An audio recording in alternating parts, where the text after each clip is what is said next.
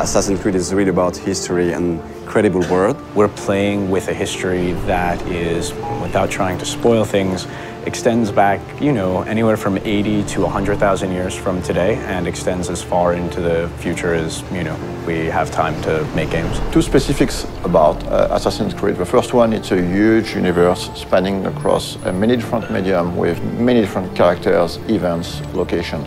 The second one is the community. The community on Assassin's Creed is extremely knowledgeable about this universe and also has very high expectation about what's coming next in terms of story. So putting all these things together, we realized it was time to fit everything into one reliable source of information. Actually, it really has been a back and forth process between the Encyclopedia writers and the games writers to make sure that all the content of the book, of the Encyclopedia, is really accurate. Well, we start by going through all the data, and then we would decide on what articles we wanted to do. And once we had that settled, we would write down a brief description of the article, send it out to the external writers who would then return the full content to us. The best part about this project was adding new content. Every time you get a chance to work on a brand like Assassin's Creed, it just makes your day, We are covering and unveiling a lot of information on characters such as Altair, Ezio, Desmond Miles, Subject 16, but also new assassins such as Shao Jun. One of the very first challenges was dealing with so much data. Assassin's Creed has been around for a while and has a wealth of information from both the story standpoint within the game universe and just history in general. So going through all of that and figuring out what might be most interesting to put in the encyclopedia was very much the first challenge that I encountered. The franchise isn't defined necessarily by a single character, it's defined more by these institutions.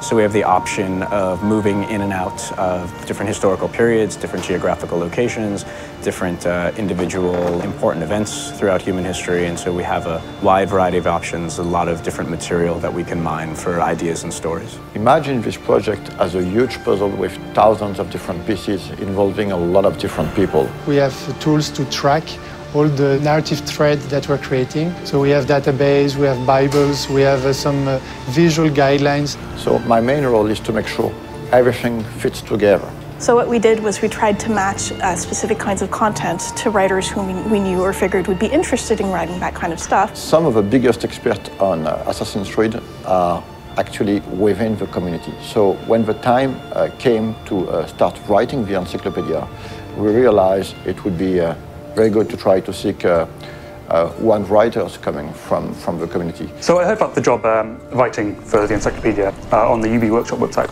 and I thought, well, it's about video games and it's about history, so it seemed perfect for me. We were really surprised by the reaction. We got hundreds of submissions, and some of them were very, very good. Well, most of the stuff I wrote was biographies, so of both the characters purely from the games and historical figures behind it. To make a long story short, instead of hiring one person, we finally hired 5 writers coming from the community. What I tried to do is dispatch the articles based on some of the test submissions they'd sent in, seeing what they liked to write best, and then we kept it contextually similar. We try to minimize the risk of bad overlapping and maximize the opportunities of cross-referencing. As for the design aspect of the encyclopedia, we worked with a local agency called Double Echo. They were crucial to the creative process. For example, during earlier discussions, we decided to only use production concept arts to illustrate the encyclopedia as opposed to 3D renders or marketing assets. The role of concept art is very important in the conception of a game. During the early stage of conception, we work on very high-level concepts. So it's about silhouette, a mood, skylines of the city, treatment for the characters, colors. It's quite remarkable how much of the stuff does have its ties to reality and things that really happened. And I'm pretty sure that readers will discover some really interesting and new information. For example, in the encyclopedia, we're gonna reveal some information about the Templars, among other things, but actually the encyclopedia is gonna have some spoilers, so if you haven't played the game, just wait to read it. This encyclopedia is available in Europe in the Animus edition that you can find at retail. For more information, check on assassinscreed.com, and it is also available as a standalone worldwide on ubworkshop.com.